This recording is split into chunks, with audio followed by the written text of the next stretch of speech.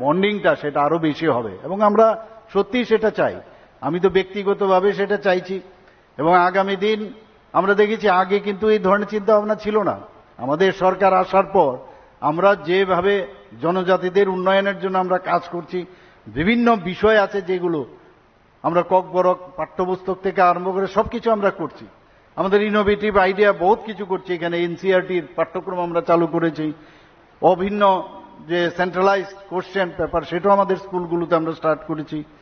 বিভিন্ন জায়গায় আমরা ইংলিশ মিডিয়াম স্কুলও করছি। সুপার 30 প্রকল্প আমরা করেছি।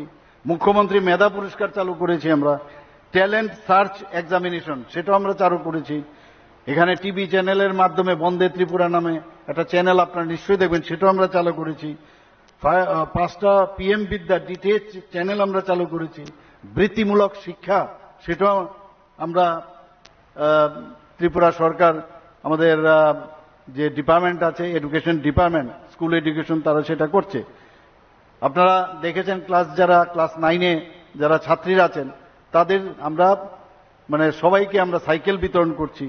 প্রয়াস প্রকল্পে বিনামূল্যে আমরা বিভিন্ন ওয়ার্ক বুক আমরা বিতরণ করছি। এখানে যারা আরক্ষ দপ্তরের যারা কর্মীরা আছেন তাদের সন্তানদের জন্য মুখ্যমন্ত্রী মেধা পুরস্কার সেটাও আমরা চালু করেছি। টিবিএসসির যে পরীক্ষার সেটার অনেক আমূল পরিবর্তন আমরা করেছি। মাননীয় প্রধানমন্ত্রীজি যেভাবে এখন national education policy nap start করেছেন সেটাকে সামনে রেখে বাস্তব ক্ষেত্রে কিভাবে এডুকেশন দরকার বহু বছর পরে এটা মাননীয় প্রধানমন্ত্রীজি সেই আমাদের ন্যাপ ন্যাশনাল এডুকেশন পলিসি যেটা চালু করেছেন সেটাও আমরা করছি। Smart class, ICT lab, tinkering lab সেগুলো আমরা করেছি। প্রি প্রাইমারি ক্লাস চালু, নিপুণ প্রকল্প চালু করেছি। মিশন মুকুল সেটাও আমরা শুরু করেছি। PM শ্রী প্রকল্প, PM জনমন প্রকল্প, CM 7, সহস্র CM পাঠ্যক্রম, এভাবে একের পর এক আমরা পুরো এডুকেশনের আমূল পরিবর্তন করছি। আমাদের মনে আছে আগে আমরা যখন West Bengal board of secondary education থেকে আমরা পাশ করেছি, ত্রিপুরার বোর্ডও ছিল না, ক্যালকাটা ইউনিভার্সিটি এখানে ছিল, আমাদের ত্রিপুরা ইউনিভার্সিটিও ছিল না, যেটা এখন সেন্ট্রাল ইউনিভার্সিটি হয়েছে। এটা আমূল পরিবর্তন হয়েছে। বাইরের থেকেও মানুষ আসছে এখানে। এডুকেশনের হাব এখানে তৈরি করার আমরা চেষ্টা করছি। বিভিন্ন বিশ্ববিদ্যালয়, প্রাইভেট স্তরও বিভিন্ন বিশ্ববিদ্যালয় এখানে হচ্ছে, স্কিল ইউনিভার্সিটি হচ্ছে, ওপেন ইউনিভার্সিটি হচ্ছে, ধাম্মাদীপা ইউনিভার্সিটি, ইন্টারন্যাশনাল ধাম্মাদীপা ইউনিভার্সিটি হচ্ছে।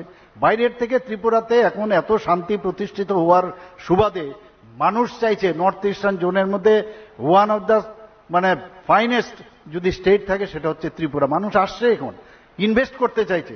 আজকে এখানে লিপিকা দাশগুপ্ত ট্রাস্টি যেভাবে এখানে কাজ করছে, আমি বললাম ওনারা তো এন্টারপ্রেনার হয়ে গেছেন, আমি বলবো তো সেই এন্টারপ্রেনার মতো বাইরের থেকেও এখানে আসছে। একটা কম্পিটিশন, হেলদি কম্পিটিশন হোক, কেন হবে না?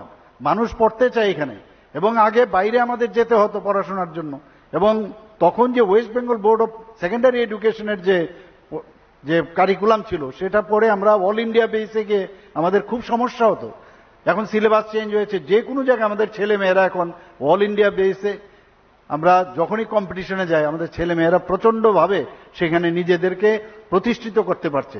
সেটাই হচ্ছে আসল মূল উদ্দেশ্য।